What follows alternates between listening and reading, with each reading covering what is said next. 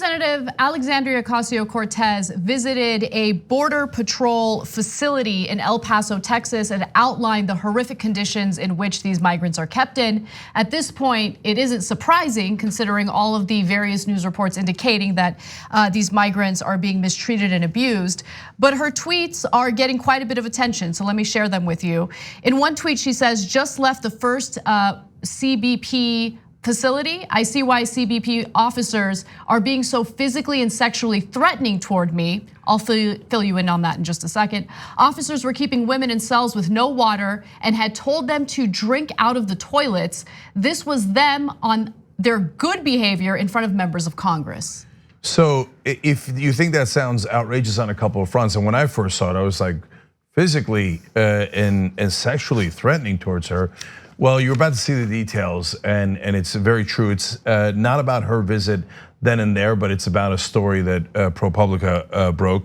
And then drinking out of toilets, saying that in front of members of Congress, it just seems unbelievable.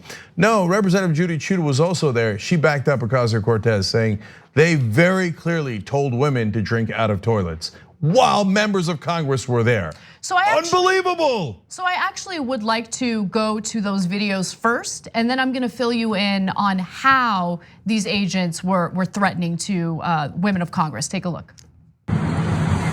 We just left the El Paso Border Patrol station and now we're going to the Clint Border Patrol station. But what we saw was appalling and disgusting. We talked to a group of women, detainees, who said that they didn't have running water, that one was an epileptic and she couldn't get her medication. They were separated from their children. They'd been there over 50 days. One woman said that the Border Patrol agent told her to if she wanted water, just to drink from a toilet. So there you have a woman from Congress backing AOC's account up. And I mean, again, at this point, migrants being abused in these facilities is no surprise. What's shocking to me is that we have members of Congress who just aren't doing anything about it, right? Yeah, no, I gotta be honest with you. Maybe I'm still naive to this moment. I was kind of shocked by the ProPublica reporting on how poorly a huge percentage of Border Patrol folks view these immigrants that they're detaining. I thought that, I don't know, this sounds, I know, ridiculously naive, that they would view them as different than prisoners. No. And that they would treat them with a little bit more respect. But no, of course that was foolish. No, they're apparently treating them in horrific ways and assuming that they're guilty of something. And so that the abuse is terrible. And this story put me over the top of, no, we gotta do everything we can. We gotta let him go. We gotta let him go. And that doesn't mean let him go in a lawless way. Just do it the way we had it before Trump, where they have to come back and appear in court.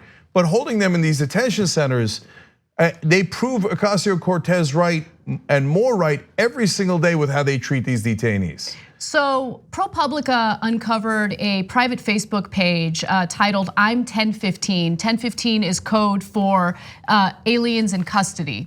And it has 9,500 members in it. They're all either previous or current Border Patrol agents. And the posts are disgusting, dehumanizing, shocking. And they have written some horrific things about AOC in particular. So let me give you an example. According to ProPublica's reporting, perhaps the most disturbing posts target Ocasio-Cortez. One includes a photo illustration of her engaged in oral sex at an immigrant detention center. Text accompanying the image reads, "Lucky illegal immigrant glory hole special starring AOC." You know, that one apparently was so bad they didn't even include the picture. The picture they included of AOC and Donald Trump was so horrific that I couldn't believe what the other picture must be. So, and they just, I know you have a description of it, and it's Trump pushing AOC's head down into his lap, but it's worse than that. And so it's horrible. I don't want to show it. We're not going to show it, but I think it's important to give you the details of what the post entailed, because these are the people who are responsible for detaining these migrants, which gives you a sense of what type of people they are, where their head is at, and how they should not be in any type of position of power. So for instance, again, from ProPublica's reporting, another is a photo illustration of a smiling President Donald Trump forcing Ocasio-Cortez's head toward his crotch. The agent who posted the image commented, quote, "That's right, bitches. The masses have spoken, and today democracy won." And again, the picture is actually worse. It implies very heavily that it's, hey, you get it. So listen, one is how they're treating members of Congress, AOC. There's another Latina Congresswoman that they said terrible things about. The other is how they're treating the migrants themselves. So now, important context here. This Facebook group has 9,500 people, as Anna pointed out. There's only 20,000 Border Patrol agents in the whole country. So I don't know that the entire 9,500 is Border Patrol agents, maybe it's family members, maybe it's friends, but that is a huge percentage of Border Patrol agents, any way you slice it, that is in this Facebook group. Now these outrageous things are being put up there. There doesn't seem to be much pushback, or people go, what are you doing? Don't put up that picture of AOC, that's disgusting, right? Or don't say that about migrants dying and how you don't care. That's preposterous. Or you're gonna make us look bad, even if I agree with you. Or could one person actually speak up and say, I don't agree with you guys and this is terrible? And then they have this quote in there, remember, you're never alone in this family. I mean, I don't know that I mean, what a horrific quote unquote family, but it goes to the conservative mindset, which is, if you're in our family, you're one of us, we'll do whatever it takes for you. But everyone else is the other and is horrible, terrible, and must be crushed. So again, we'll give you more details here about how they're treating the immigrants in a second. So I want to give you a few more of the posts that ProPublica was able to uncover. And I mean, I see the image of AOC in your printouts right now, and it's like difficult to even look at it. In one exchange, group members responded with indifference and wisecracks to the post of a news story about a 16-year-old Guatemalan migrant who died in May while in custody at the Border Patrol station in Texas. One member posted a GIF of Elmo with the quote, "Oh well." Another responded with an image and the words, "If he dies, he dies." So look, in the past, we found out in early 2018 through another report that Border Patrol agents in Arizona had derogatory names for the migrants that they were detaining, calling them guats, curses I can't repeat, beaners, subhuman, and the list goes on and on. So look, guys, this gets to the heart of the problem here. The Zimbardo experiment at Stanford showed, it's studied in almost every psychology class there is, that if you have prisoners and detainees, guards and prisoners, right? The guards will almost always abuse the prisoners. In that case, they were both Stanford students, both groups were Stanford students, and the experimenters had just told them, hey, we're doing an experiment. Half of you are gonna be prisoners arbitrarily, and half of you are gonna be guards arbitrarily. But immediately, the prisoners turned, the guards turned incredibly cruel, and the prisoners then took on all the terrible things that they were said. They started to feel as if it was real and started to have a sense of insecurity, et cetera, et cetera. So the reason I'm telling you this is because it is human nature. This is how we react. Even Stanford students who were told ahead of time did it anyway. But yet, we never teach the Zimbardo experiment at any correctional facility. Now, in this case, these are not prisoners. If you're gonna teach it anywhere, you should tell the guards ahead of time, do not treat these people like prisoners, and understand that whenever you have a situation with guards and detainees, it is human nature that cruelty will arise, and we are going to work ahead of time to make sure it doesn't happen. Does any of that look like it's happening? No, they just have at it, right? And then these guards turn vicious towards the detainees who aren't prisoners, who didn't commit any crimes, they didn't kill anyone, they didn't steal from anyone. So the worst you could charge them with was they were looking for hope when they came to America, and this is what they got instead. Also, Cenk, I mean, that experiment is one thing, and human nature is something that should be considered when you talk about people in positions of power. capturing or keeping captive other people who have no power. But in this case, I think it's important to point to what type of person would be attracted to this type of job under the Trump administration especially. I mean, you have this administration on a regular basis dehumanizing these migrants, many of whom are not in any way involved in criminal behavior, are not violent, are literally looking for asylum because of economic reasons, or more importantly, because they're fleeing violence in their own countries. And who would want to be a Border Patrol agent under this type of system with a president who uses this type of rhetoric in regard to the migrants? I mean, it's going to attract a certain type of person. And by the way, I mean, Scaramucci said, and I always repeat this phrase because it's so accurate, the fish rots from the head down. You have someone like Donald Trump dehumanizing people. What does that do? What type of signaling does that do to the rest of America? And in particular, ICE agents and people who work in Border Patrol.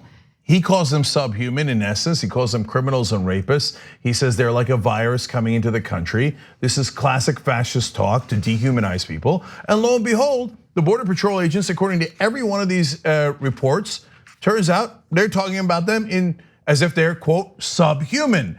A lot of them were talking about in their 2018 report, burning up the migrants. So we are doing untold cruelty to these people. And are the Border Patrol agents mainly conservative? If you had asked me before, again, sorry that I'm at this late date, I'm still this naive.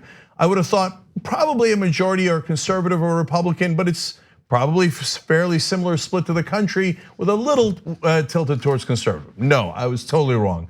The posts are all horrifically conservative. Not like, hey, I believe in balanced budgets. No, the Ocasio-Cortez and Congresswoman Veronica Escobar are set to visit a facility in Texas, and one agent says that an agent brave enough to throw a 10-15 burrito at one of these bitches should get paid, and that we should set up basically a GoFundMe page for them. Again, no objections, okay? Another one, or maybe it's the same one, I'm not sure. No, a patrol supervisor says F the hose, referring to two congresswomen who both just happen to be Latina, okay? And so nobody objects. 9,500 people in a Facebook group. One insane conservative outrage after another. And again, it's not outrageous that they're conservative, it's outrageous how they're conservative. So not only the wildly, horribly sexual stuff about the congresswoman, but how they talk about the migrants. And then the picture of the dad and the 2-year-old who were killed, who died in the water. One of them says, oh, it's probably a sick Democratic conspiracy theory. They probably weren't real. Unchallenged. 23-month-old child dead, drowned, okay? And this is the type of reaction you get from the right wing. I mean, I have so much to say. The hypocrisy is just the beginning of it, right? So on one hand, you have the right wing in America talking about doing away with reproductive rights because we need to protect the zygotes, we need to protect the fetuses. There are children dying right now, at this very moment. 23-month-old dead. Is there any sympathy? Is there any empathy? Is there any of that coming from the right wing or Border Patrol agents? Of course not. Who cares? Who cares? I mean, how much more evidence do members of Congress need to actually act?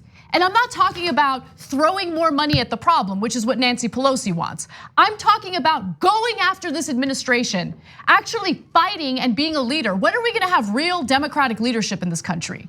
This is so pathetic. I mean, you have children living in feces, you have children dying, you have children who are sick and they're untreated. You have, I mean, dozens of people have died at this point in Border Patrol custody. And at first, you hear these reports about how, they arrived sick and there's all sorts of excuses being made for Border Patrol. No more excuses. It's abundantly clear that these people are being abused.